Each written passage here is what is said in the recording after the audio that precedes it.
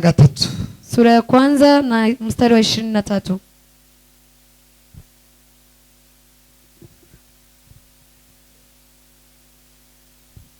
Some Yego. igice cya mbere umurongo wa 23. Biravuze ngo ariko Imana niyo ntanzeho umugabo, Mana niyo ndanzeho umugabo ku bugingo bwanje. Abakorinto ba mbere. Ya. Hana bakabiri. Yeah. Wakorintho wa kwanza sura ya kwanza 23. Yego. Okay, sorry.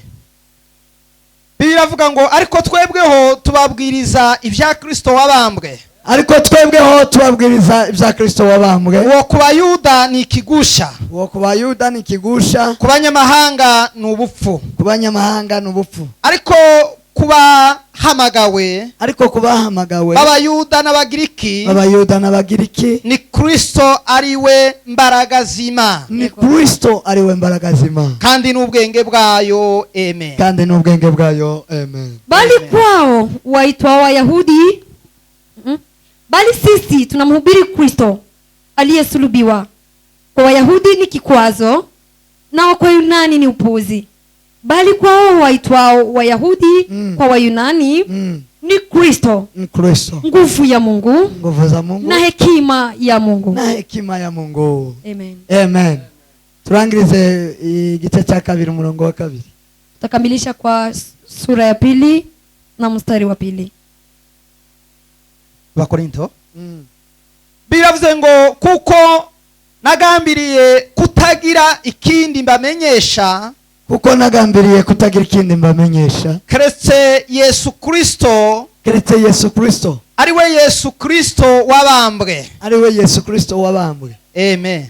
Amen. Maana naliazimu nisijue neno lolote kwenu ila Kristo naye amesulubiwa. Amen. Amen. Nakiri jambo jema. Okay, ni neno la Mungu. Turishimira Imana. Ashaka gusubira muri ano magambo bukeya. Ninataka kurudilia kwa maneno haya kwa muda mchache.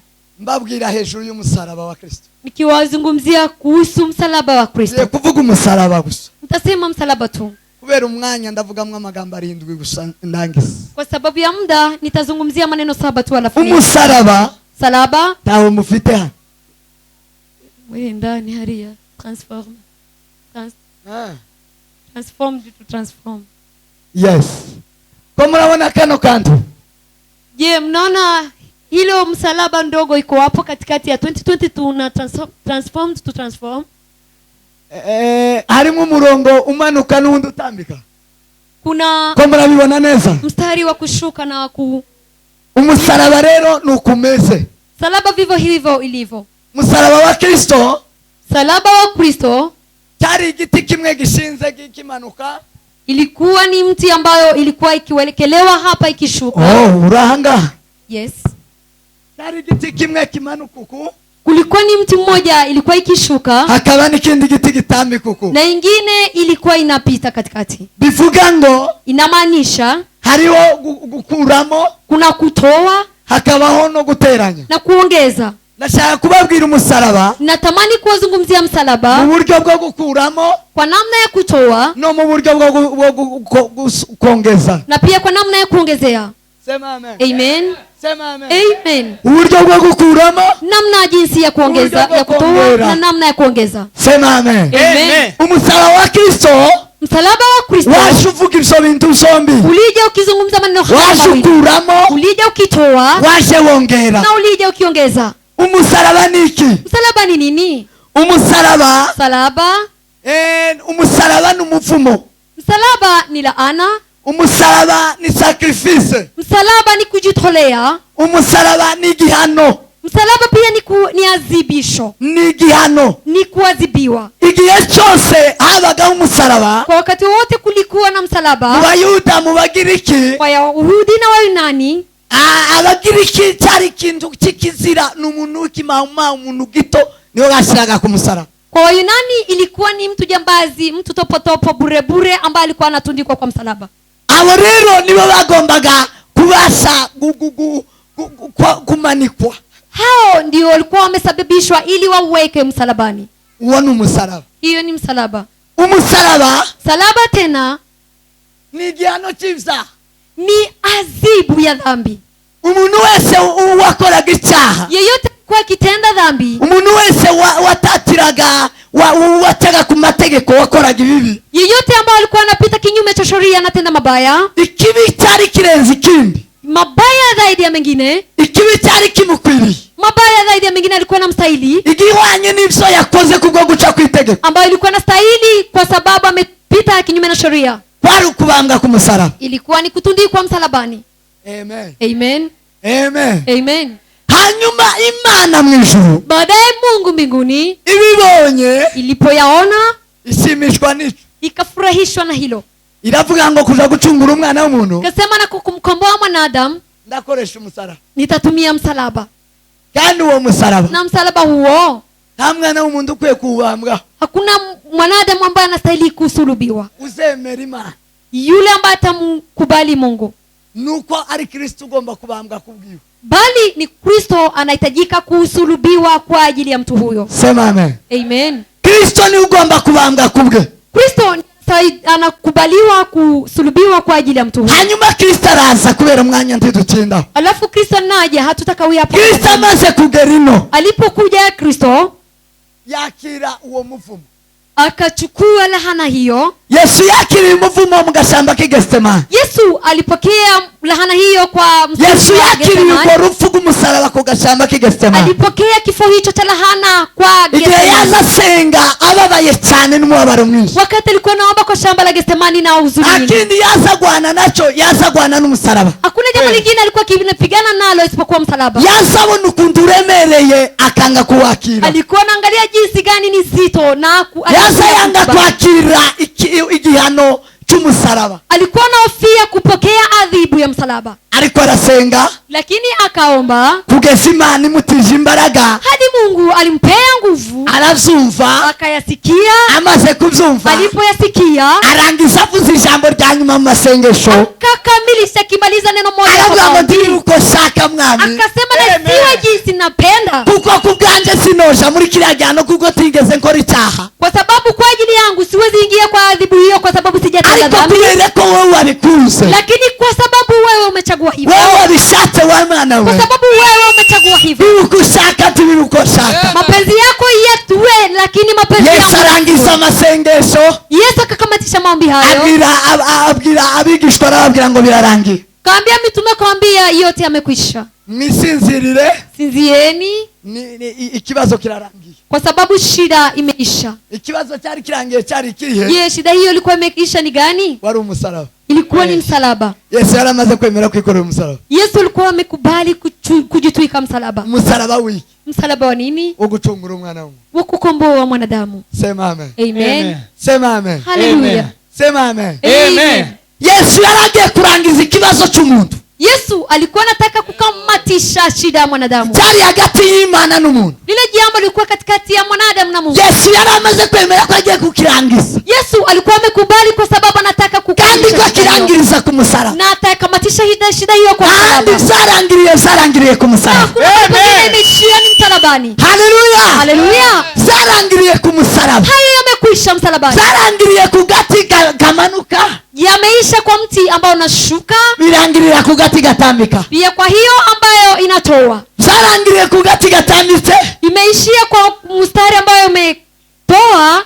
Yego, birangirira ku gati gateranya. Na ikakamatishiwa kwa mti ambayo inaongezea. Nisongeye kuvuga. Hayo ndio nitazungumzia. Ijambo rya mbere ryarangiriye ku musaraba. Jambo la kwanza ambalo limekamatishiwa msalabani. Kubera umwanya nico gitumye nihuta. Kwa sababu ya muda ndio inasababisha niharakishe. Ari ivyo nsimvye byinshi. Mengi nimeyaruka. Cyambere cyarangiriye ku musaraba. Jambo la kwanza ambalo limeishia Yesu yaje kurangiza ku bwacu. ambaye alijia Yesu kumaliza kwa ajili yetu. Yesu yakuyeho ibyaha. Yesu ametoa dhambi, azana gukiranuka. akaongeza kutakasika. Yesu yakuyeho ibyaha. Yesu ametoa dhambi akoresheje isinye yo gukuramo. akitumia hii alama ya kutoa. Akoresheje gukuramo mubona mu musaraba. Akitumia hii kutoa ambayo kwa msalaba. Hariya gukuramo kare gatambitse. Kale ambapo kanalala mstari kutoa. Kaza gakura ibyaha. kalikuwa kakitoa dhambi. ku musaraba Yesu niyo yakuriyeho ibyaha Kwa zacu. msalaba ndio Yesu ametoa dhambi ku zetu, musaraba Yesu yongera gukiranuka. na Yesu akatuwezesha kutakasika. iyo usomye Petero wa mbere Ukisoma Petro wa kwanza igice cya mbere mstari wa kwanza igice cya kabiri umurongo wa 24 mstari wa 2 na 24, kitabu cha Petro wa kwanza. Petero wa mbere Petro wa kwanza igice cya mbere sura ya kwanza umurongo wa 24 mstari wa 24. Biblia ivuga gute? Biblia inasema, Biblia iravuga ngo Biblia inasema ya kwamba ngo kuko abafite imibiri bose, maana wenye mwili wote, nyomba soma, yego, maana mwili wote ni kama majani bahwanywe n'ibyatsi.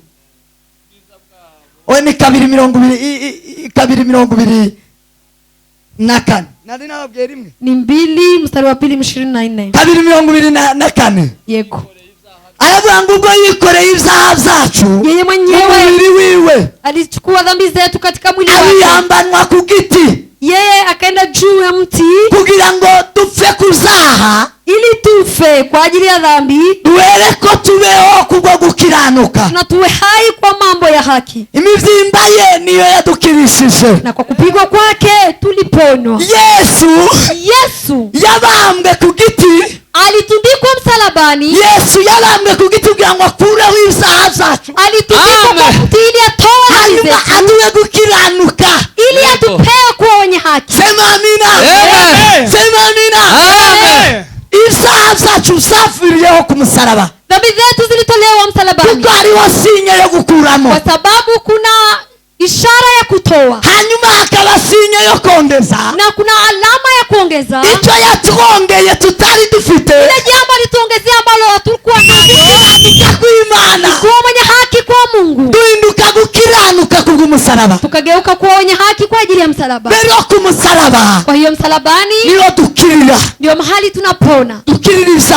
tunaponywa dhambi. Utaregera umusaraba, Yule ambaye hajakaribia msalaba, utarakira Yesu ku yule musaraba, ambaye hajapokea Yesu msalabani, arakugwaho ibyaha. yeye hajapata ondoleo Umumaro la msalaba. w'umusaraba, Maana ya msalaba, agaciro k'umusaraba, thamani ya msalaba kudukuraho ibyaha, ni kuondolewa ila dhambi kaduheza gukiranuka. na kutupea kwa wenye haki. Jambo rya kabiri, Neno la pili, sema amen.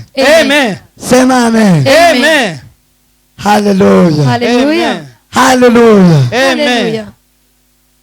haleluya. Amen. Yesu yaduhaye gukiranuka Yesu ametupa kuwa mwenye haki kubw'umusaraba, kwa ajili ya msalaba, yadukuyeho ibyaha ametuondolea dhambi kubw'umusaraba. kwa ajili ya msalaba. Igice cya gatanu, Mstari wa 5 Abakorindo ba mbere ba kabiri wa Korinto wa pili 21 21 haravuga gutya ngo inasema, kuko utigeze kumenya icyaha Imana yamuhinduye kuba icyaha ku bwacu kugira ngo muri we duhinduke gukiranuka kw'Imana. Kuko utarigeze gukora icyaha, kwa sababu yeyote ambaye hajatenda dhambi, Imana yamuhinduye icyaha Mungu amemgeuza kuwa dhambi kugira ngo turonke muri we ili kupitia ndani yeye gukiranuka kw'Imana. tupate kuwa wenye haki mbele za Ni Mungu. kumusaraba, Hiyo ni msalaba. vuga ngo kumusaraba. Sema msalaba. Musaraba twakuweho ibyaha duhabwa gukiranuka Kwa kw'Imana. msalaba tulikuwa ondoleo la dhambi. Icya kabiri cyakorewe ku musaraba, Jambo la pili lilitendewa msalabani, icyakorewe ku musaraba, lile ambalo limetendewa msalabani. Yesu yakuyeho indwara, Yesu ameondoa magonjwa. Yesu yadukuriyeho indwara, Yesu ametutolea magonjwa, aduheza amagara. akatupea afya bora. Yesu yadukuriyeho indwara, Yesu ametuondolea magonjwa. Yesu yasizeho iriya sinye, Yesu ameweka alama hiyo, iriya sinye yo gukuramo alama ya kutoa. yabayeho iyo kudukuriraho ibyaha zose, Ilikuwa ni alama ya kututolea dhambi na maradhi yote, yo kudukuriraho indwara zose, ni ya kututolea maradhi yote akaduheza amagara. na kutupea afya bora. Matayo 17 8:17 Hayo mtayapata kwa kitabu cha Mathayo 8:17.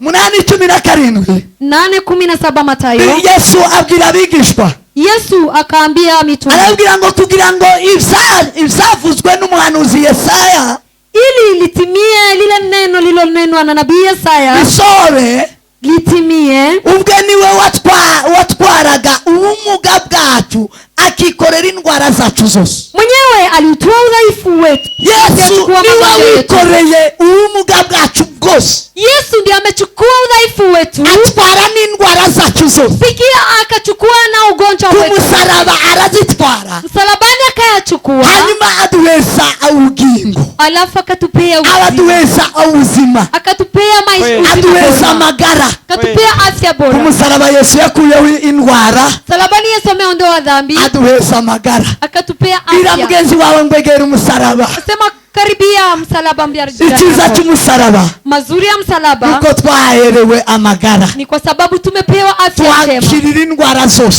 sisi tunapona maradhi. Yesaya yari yaravuze ngo, Isaya alikuwa akisema, aravuga ngo azadukirisha imibyimba ye. alisema kwa kupigwa kwake Kuko tutapona. Yesu bamukubitaga, Jinsi gani Yesu alikuwa akipigwa, amaraso ye akava, damu yake inatiririka, amaraso ye yaza tugera akadukuraho indwara. damu yake ilikuwa inatufikia na tuondolea Nibuka maradhi. umusirikare wamuteye icumu, Kumbukeni yule askari ambaye yapfuye ijisho, ambaye alikuwa amekufa jicho, amaraso ya Yesu Kristo amutanyangiramwo arakira. damu ya Yesu ilimdondokea na jicho lake Yavuye aho likapona. yahawe afya, Alitoka hapo amepewa afya yavuye bora. aho ngaho afite amagara abona neza. Alitoka hapo akikuwa na jicho la kuona na afya bora. Sema amen. Amen. Sema amen. Hallelujah. Uwizera imibyimba ya Kristo Aminiye kupigwa kwa Kristo ku musaraba msalabani wazakiringwa. huwa anaponwa magonjwa. Musaraba wa Kristo watuzaniye gukirindwa, Msalaba wa Kristo umetuletea kuponya watukuriye magonjwa. w'indwara uduheza amagara. Imekuwa ondoleo la magonjwa ikatupea afya bora. Sema amen.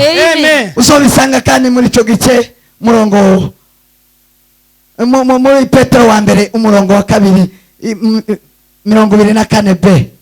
Hapo utapata kwa kitabu cha Petro sura 22 na mstari wa Yesu yatugiriye neza ku musaraba. Yesu ametutendea mema msalabani. Icya gatatu Yesu yakoze ku musaraba, Jambo la tatu Yesu amefanya msalabani. yakuyeho ubukene aduheza ubutunzi. Ametutolea umaskini akatutajirisha. Abari muri Kristo Yesu bose bakuweho ubukene, Watu ambao wako ndani ya Kristo wote wametolewa kuko Kristo umaskini. yikoreye ubukene bwacu abushana, Kwa sababu Kristo amechukua umaskini wote akapeleka msalabani. afata ubutunzi bwiwe arabuduha. Akaleta utajiri wake akatutajirisha. Sema amen. Amen. Sema amen. Amen. Isoma Abakorinto ba kabiri 18. Ukisoma Wakorintho wa pili sura 8, 18 umurongo wa 9. sura 8 mstari wa 9. Abakorinto ba kabiri. Wakorintho wa pili sura 8 mstari wa 9. Yesu yadukuyeho ubukene, Yesu ametuondolea umaskini aduheza ubutunzi. akatutajirisha. Yesu yadukuyeho ubukene, aduheza ubutunzi. Yesu ametutolea umaskini akatuletea utajiri. Biblia iravuga ngo, Biblia inasema ya kwamba 18 umurongo w'9, 8 Wakorintho wa pili sura ngo mstari wa kuko 9. muzi ubutunzi ubuntu bw'umwami wacu Yesu Kristo, Maana mmejua neema ya Bwana wetu Yesu Kristo, uko yari umutunzi jinsi gani alikuwa maskini kwa ajili yenu, maze agahinduka umukene ku bwacu, na alafu akageuka maskini kwa ajili yetu, kugira ngo ubukene bwe bubatungishe. Amen. ili umaskini wao wake umwatajirishe ninyi. Yesu yafashe ubukene bwacu, Amen. Yesu alichukua umaskini wetu arabutwara akauchukua abujana ku musaraba, akaupeleka aza msalabani kubuwamba, akausulubisha, afata ubutunzi bwiwe akachukua utajiri wake arabuduheza, akautupea, kugira ngo abari muri we bose ili wale ambao wako ndani ya babashe Kristo gutunga. wapate kuwa Paulo tajiri. abwira Abafilipi Paulo akaambia Wafilipi ibice 4 umurongo wa 19. sura 4 na mstari wa 19. Abafilipi ibice 4 umurongo wa 19. Sura 4 na mstari wa 19. Arabwira ati, Nasema ngo kandi Imana yanje izabamara ubukene bwanyu bwose, kuko ubutunzi bw'ubwiza bwayo buri muri Kristo Yesu. na Mungu wangu atawajazeni kila mnachokihitaji kwa kuwa kadiri ya utajiri wake katika utukufu ndani ya Kristo Yesu. Amen. Imana yacu yatumaze ubukene, Mungu wetu ametumaliza umaskini, iduheza ubutunzi muri Kristo Yesu. ikatupea utajiri ndani ya Kristo Yesu. Umusaraba wa Kristo Msalaba wa Kristo waje kutumara ubukene. ulija ili ututolee umaskini. Acyafite ubukene gute kubw'umusaraba? Je, mna umaskini na Niba niba mwizera msalaba, yesu wabambwe, kama mnamwamini Yesu niba aliyesulubiwa, mukunda yesu wabambwe, kama mnampenda Yesu yaje aliyesulubiwa, kutumara ubukene wa, alija kututoa umaskini, yaje kutumara ubukene. alija ili Amen. atutoa ubukene umaskini. nibushire mu izina rya yesu, Umaskini Amen. uishe kwa jina la ubukene Yesu. nibushire mu izina rya yesu. Amen. muri Kwa jina kristo la Yesu. yesu dufite ubutunzi, Ndani ya Yego. Kristo Yesu sisi ni watajiri. muri kristo yesu turi abatunzi, Ndani ya Kristo sisi ni watajiri. turi abakire. Sisi ni watajiri. Sema amen, Amen. sema amen. Amen. Icyaka Jambo la 4 wera umwana kwa ajili ya muda. kumusaraba, Kwa msalaba yesu yakuyeho umuvumo aduheza umugisha. Yesu ametoa laana akatupea baraka. yesu yakuyeho umuvumo aduheza umugisha. Kristo ametoa laana akatupea baraka. ibyaha, iyo umuntu akora ibyaha Mtu akitenda dhambi azagirwaho n'umuvumo, yeye huwa na kuwa na laana. bizana umuvumo. Kwa kuwa dhambi inaleta iyo laana. ukoze icyaha Kitenda dhambi bikuzanira umuvumo, inakuletea laana, iyo bikuzaniye umuvumo na ikikuletea laana ibyawe byose biza bigenda nabi, yako yote yanatembea vibaya. icyo ukoze cyose kiza kiguhira, Ulitenda lolote halitakuwa heri kwako, kubera ko kwa sababu ufite umuvumo. una laana. ariko umusaraba, Lakini msalaba, umusaraba wa kristo, msalaba wa Kristo yesu wayabambweho, ambao Yesu amesulubiwa, yaje kudukuraho imivumo alikuja Amen. kutuondolea kugira ngo laana aduheze umugisha. ili Amen. atupee baraka. iyo usoma Abagalatiya ibice 3 Kisomo wa Galatia sura 3 14 na 13 mstari wa na 14. 13 hadi 14. 3:13-14 Wa Galatia 3:14 13 13 hadi 14. Bibiliya yavuze ngo Kristo yaducunguriye kugira ngo dukizwe umuvumo n'amategeko, ahindutse ikivume ku bwacu, kuko byanditswe ngo havumwe umuntu wese umanitswe ku giti, kugira ngo umugisha wa Aburahamu ugere no ku banyamahanga bawuheshejwe na Kristo kwizera, kubona uko kuduhesha wa mwuka twasezeranijwe. Amen. Amen.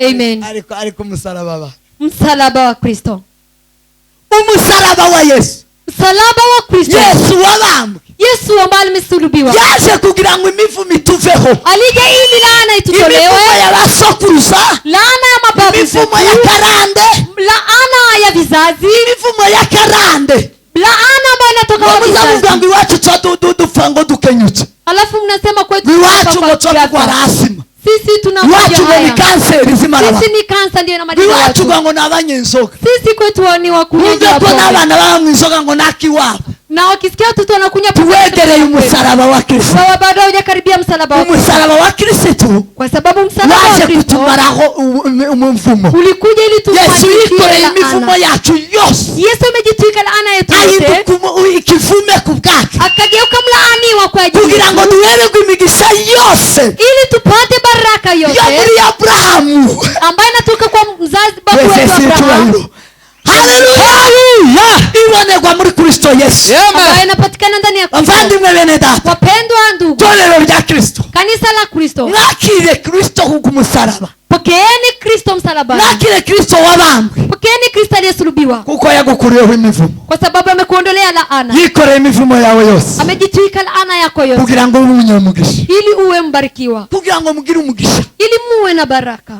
Sema amen, Amen. sema amen. Amen. Ku bwa Kristo wabambwe, Kwa ajili ya Kristo sindi aliyesulubiwa, kivume, mimi si mlaaniwa, je sindi kivume. mimi si mlaaniwa, bali mimi ni mbarikiwa. Amen. Haleluya, Amen. sema amina. Amen. Ku bwa Kristo Yesu, Kwa ajili ya Kristo Yesu, aho nzogera hose mahali nitafika sinzaba ikivume, sitakuwa mlaaniwa, umunyamugisha, sababu mimi ni mwenye baraka, kubera ko Yesu yikoreye imivumo yose, kwa sababu Kristo amejitwika laana aduhesha yote, umugisha. akatupea baraka. Icya gatanu, Jambo la 5, Yesu ku musaraba Yesu msalabani yadukuriyeho urubanza, ametutolea hukumu, yadukuriyeho urubanza, ametutolea hukumu aradutsindishiriza. na akawa mshindi. Turi abatsinzi, Sisi ni washindi, turi abatsinzi ku bwa Kristo Yesu. sisi ni washindi kwa ajili ya Kristo. Haleluya, Haleluya. sinkibazwa Mimi mimi sihesabiwi tena na dhambi. mwanditsi yaranditse Abaroma 8 umurongo wa mbere. Warumi sura 8 mstari wa kwanza. Abaroma 8 umurongo wa mbere. Warumi sura 8 mstari wa kwanza. Paulo ayandikira Abaroma. Paulo ameandikia Warumi. Arababwira ngo nuko rero noneho abari muri Kristo Yesu. Kasema sasa basi wale ambao wako ndani ya Kristo Yesu Tateka bazatirwaho. hakuna kuhukumu tena. No kuko itegeko ry'umwuka w'ubugingo. Kwa sababu amri ya roho ya uzima ngo yaba batuye mu itegeko ry'icyaha n'urupfu imewaweka huru kwa sheria ya mauti. nta rubanza bagifite. Hakuna hukumu lolote wanalo. 23 kuri ico gice Kwa mstari huo aravuga ngo ariko sibyo gusa, akasema si hayo tu, ahubwo natwe abafite umuganuro w'umwuka ila nasi tunao hiyo limbuko ya roho, natwe tunira mu mitima yacu pia nasi tunaugua gutekerezwa guhindurwa abana b'Imana, tukitazama kugeuka wana wa Mungu, ariko gucungurwa kw'imibiri yacu. na hiyo ndio kukombolewa kwa miili. Mibiri yacu yaracunguwe tukiri mu rubanza. Miili yetu imekombolewa hadi tuzinjira mu rubanza na bukeya. Hatutaingia kwa hukumu tena. Twaratsindishirijwe kubw'umusaraba. Kwa sababu tumehesabiwa kwenye haki. Twaratsindishirijwe kubw'umusaraba. Tumekuwa wenye haki. Turi amahoro. Tuko na amani. Tubara agaciro. Sisi ni wa thamani. Nta rubanza tuzinjiramo. Hakuna hukumu tunayo. Nta rubanza tacho tuzobazwa. Hakuna jambo lolote tutahukumiwa. Kubera ko izo twakoze byose. Kwa sababu yale ambayo tumetenda yote. Zari kutujana mu rubanza byose. Yeye angesababisha tende kwa hukumu. Yesu yarabitujani. Yesu amejitwika. Hanyuma duheza gutsindishirizwa. Alafu akatupea kuwa washindi. Ubu turabatsinzi. Leo hii sisi ni washindi. Turabatsinzi kubw'umusaraba. Sisi ni washindi. Turabatsinzi kubw'umusaraba. Turabatsinzi kubw'umusaraba. Turabatsinzi kubw'umusaraba. Ayi musaraba wa Yesu we. Msalaba wa Kristo. Haleluya. Haleluya. Turabatsinzi. Sisi ni washindaji. Baratsindishirijwe. Ubundi umutsinzi sikiri umunyamahanga nahinduwe uwatoranijwe naratsindishirijwe ubundi umutsinzi Twasindishirijwe na Kristo ku musaraba. ndiwa na Kristo msalabani. Sema amina. Amina. Turabatsinzi mu bwami bw'Imana. Sisi ni washindaji Kubw'umusaraba wa Kristo. kwa ajili ya msalaba wa Kristo. Itagatandatu Yesu yadukoreye ku Jambo musaraba. la sita Yesu ametenda msalabani. Izakera yabikuyeho. Ya kale ameyaondoa, ametupea mapya. Zakera zavuyeho. Ya kale yameondolewa, Umuntu wa kera yavuweho. mtu wa kale ametolewa, Tesigaye wa kera ndakiriho. mchungaji wa zamani ameondolewa, Takiriho. hayupo tena. Ubu ngubu hariho Tesigaye musha. Kwa sasa kuna mchungaji mpya. Haleluya. Haleluya. Nico gituma yemera gukurikira Imana yagiye. Ndio maana anaikubali kumfuata Mungu mahali popote, Atekereza ibindi habe na buke. na asifikiria jambo lolote. Yahindutse musha. Nimegeuka kwa mpya Kubw'umusaraba wa Kristo. kwa ajili ya msalaba wa Kristo. Kubw'umusaraba wa Kristo twahindutse basha. Kwa ajili ya msalaba wa Kristo tumegeuka kwa wapya. Abakorinto ba kabiri ibice 5 umurongo wa 17. Wakorinto wa pili mstari wa 5 na aya ya 12. Wakorinto wa pili Yego. mstari wa 5 aya ya 12. Yego. Haravuga ngo ivyo tubivugiye kugira ngo kwiyongeze isha. Amen. Hata imekuwa mtu akiwa ndani ya Kristo amekuwa kiumbe kipya, ya kale yamepita, tazama yamekuwa mapya. Amen. Amen. Iyo turi muri Kristo Yesu Ukiwa ndani ya Kristo tiwosaba kuba umunyamujinya. huwezi kuwa mtu wa hasira tena, Tiwosaba kuba umuntu gito. huwezi kuwa mtu mbaya tena, Zuhinduka musha. wanageuka kiumbe Hari kipya. abantu bari mu ikanisa batarahindutse. Kuna watu ambao wako kanisani na hawajageuka, Tibegereye umusaraba wa Kristo. hawajakaribia msalaba, Tibakiriye Yesu Kristo wabambwe. hajampokea Yesu Kristo Ikizakwereka umuntu wakiriye Kristo wabambwe. ambaye atakudhihirisha ile mtu ambaye amepokea Kristo Azagira amesulubiwa. umuntu wa kera Yeye atakuwa na mtu wa kale asubiragira umuntu musha. nawe na mtu wa mpya. Bazaba bazi umuntu wa kera Watakuwa wanajua mtu wa kale, basore bamenye umuntu musha. pia wajue mtu mpya. Bazamenya ziraje wa kera Watamjua ziraje wa kale bamenye na ziraje musha. na wamjue ziraje mpya. Aho niho tugaragarira ko turi muri Kristo Yesu wabambwe. Hapo ndio kunadhihirika mtu wa Umuntu uri Kristo, muri Kristo Yesu wabambwe yule ambaye kwa ndani ya Kristo azagaragaza aliyesulibiwa, ishusho ya kera anadhihirisha sura ya kale, akagaragaza n'ishusho y'uwarimo. na anadhihirisha sura ya mpya ambayo Sema ndani. amen.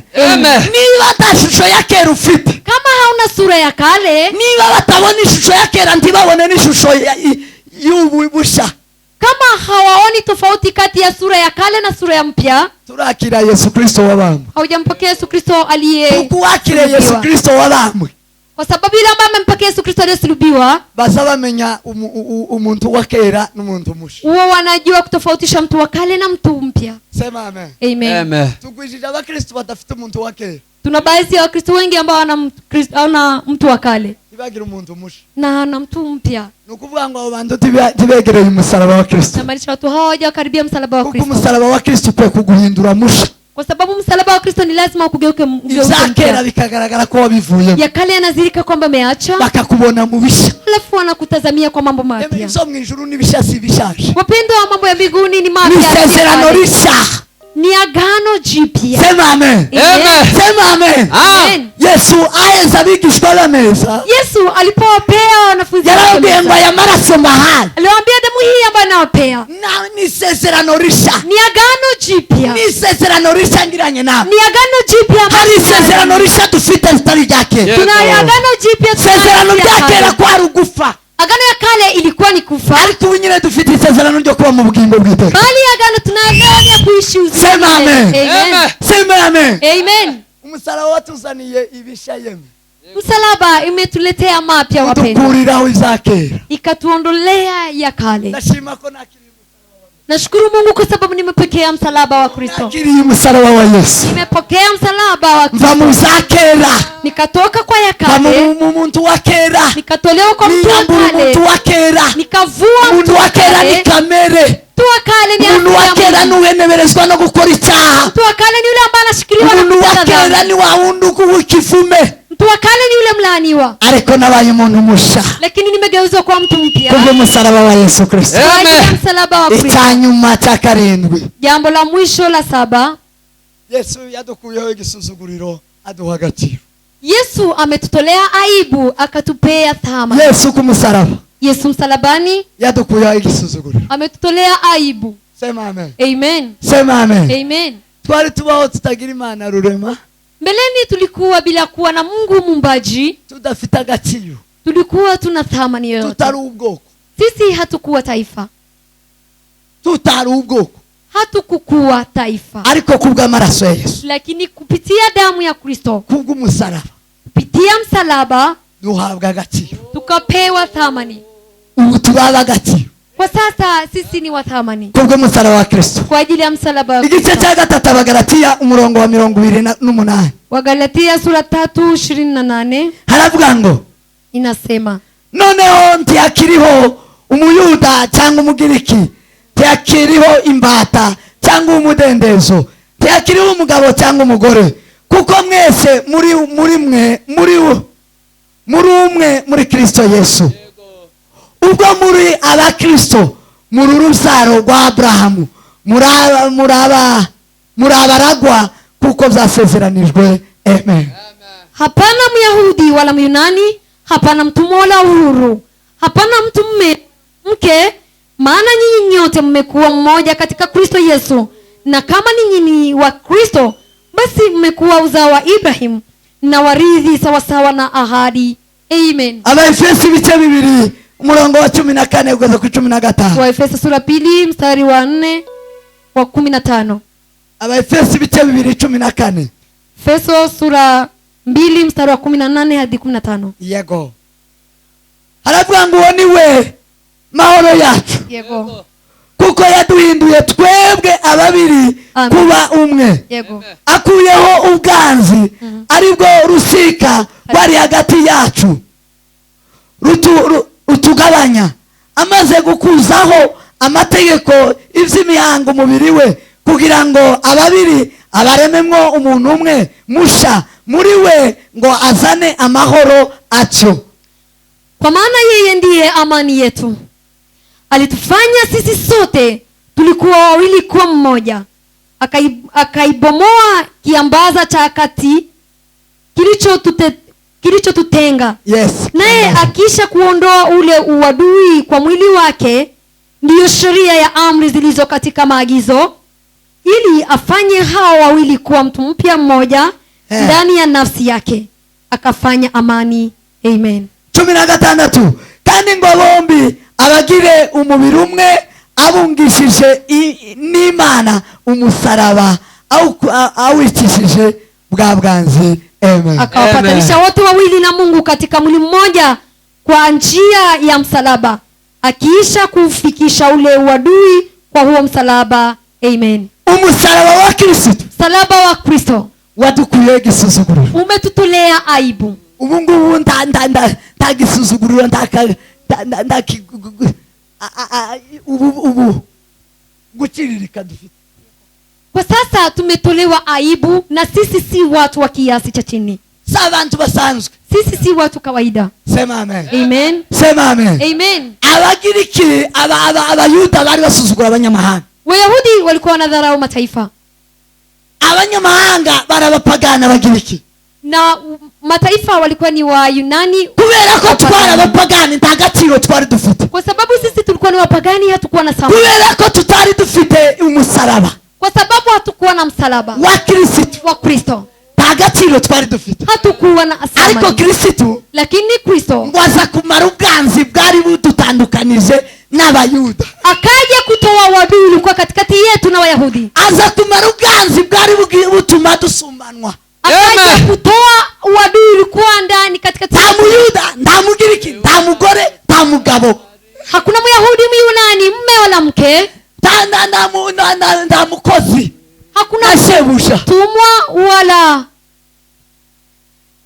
mwajiri. Yes. Abantu bose muri Kristo Yesu. Watu wote ndani ya Kristo bararesha.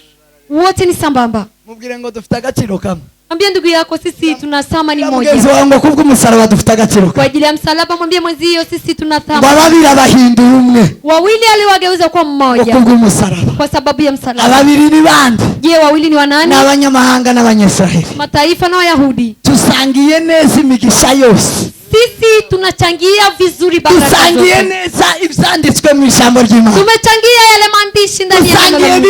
Biblia ni yanje n'abayuda. Biblia ni yangu na Wayahudi. Je n'abayuda neza na bene Yakobo Biblia ni imwe. Mimi na wana wa Yakobo sote Biblia ni moja. Imigisha yose ni yacu. Baraka zote ni zetu na Wayahudi. Kubwo umusaraba. Kwa ajili ya msalaba. Umusaraba wa Kristo. Msalaba wa Kristo. Waje kuduha agaciro. Ulija ili utupe thamani. Waje kuduha agaciro wavane. Ulija ili utupe thamani. Ndagira ngo wakire umusaraba wa Kristo. Na tamani upokee msalaba wa Kristo. Paulo arangiza avuga ngo. Paulo akakamilisha kisema. Ndakindi yagambiriye kubwira abayuda. Hana jambo lingine ambalo amekusudia kwa Wayahudi. Yarafite byinshi byo kubwira abakorinto. Alikuwa na mengi ya kuambia Wakorinto. Yarafite byinshi byo kubabwira. Alikuwa na mambo mengi ya kuambia. Yari yarize. Kwa sababu alikuwa yari umunyabwenge. Alikuwa mtaalamu. Yari umuhanga. Alikuwa mtaalamu. Alikuwa arababwira ngo sinagambiriye kugira ikindi mbabwira. Lakini akasema sija kukusudia nabonye by'agaciro cyo kubabwira. Kwa sababu kuna jambo la thamani ambalo nalo nakwambia. Uko mbabwira ibyo Kristo yadukuriyeho. Nitawaambia yale Kristo ametuondolea. Ababwira ibyo yatuzaniye. Na yale ambayo ametuletea. Haleluya. Haleluya. Arabwira ngo ndakindi nagambiriye kubabwira usibye umusaraba wa Kristo. Kwambia sija kusudia kusema jambo lingine kwa msalaba. Ndakindi kidukwiriye keretse kumenya umusaraba wa Kristo. Wapenda kuna jambo lingine ambalo linastahili hakini kidukwiriye keretse kumenya Kristo wabambe. Hakuna lingine ambalo linastahili isipokuwa kujua Kristo wundi mumenye Kristo wabambe. Hapana Kristo mwingine bali Kristo ambaye ametundikwa. Niyo dufite imigisha yose. Hapo ndimo tuna baraka zote. Ku Bayuda ngo cyari kigusha. Kwa Wayahudi ilikuwa ni upuuzi. Ku Bagiriki bwari ubupfu. Na kwa Wayunani ilikuwa ni upumbavu. Kubabwira amagambo y'umusaraba. Kuambia maneno ya msalaba. Ku Bagiriki bari abanyabwenge cyane. Wayunani walikuwa ni wataalamu. Akavuga ngo kuwatubwira gute umuntu w'agaciro gake wo ku musaraba. Sema je, namna gani unatuambia mtu wa thamani ndogo wa msalabani? Gute wotubwira umuntu w'agaciro gake tutubwira abantu bakomeye batigeze babambwa ku giti. Namna gani utatuzungumzia habari ya yule mtu wa chini ambaye amesulubiwa msalabani? Arababwira ngo hariya ku giti niho twaboneye agakisa. Kaambia kupitia msalaba huo ndio tumepata wokovu. Mwegere ku giti niho twaboneye agakisa. Karibieni kwa msalaba ndio mahali tumepata wokovu. Sema amen. Amen. Sema amen. Amen. Ariko aravuga ngo kuri twebwe abakizwa. Alafu akasema kwetu sisi ambao tunaokoka. Ni imbaraga y'Imana. Ni nguvu ya Mungu. Umusaraba wa Kristo ni imbaraga. Umusaraba wa Kristo ni imbaraga zake. Umusaraba none kwa wale ambao wanaokoka, kubabemera imana kwa wale ambao wanamkubali Mungu. umusaraba wa kristo ni imbaraga, Msalaba wa Kristo ni nguvu. niho dufite imigisha yose. Hapo ndio kuna baraka Nakira zote. ijambo ry'Imana. Pokeeni neno la Mungu. Byasigira tusoze. Simameni ili tukamilishe. Muririmbyi umwe yararirimbye, Alimba akisema, arimba akaririmbo kamwe ngiye kuka oya mu Kiswahili niwe msalaba wa Yesu. tuinue msalaba wa Bwana Yesu. Ni bendera ya ushindi. Oya nakibaka iyo kandi iyo ndirimbo iravuga ngo ashigwe hejuru Yesu w'abantu mu Kiswahili. Shujaa wa msalaba Yes. umeinuliwa Bino juu. turirimba iyo ndirimbo Acha tusangiza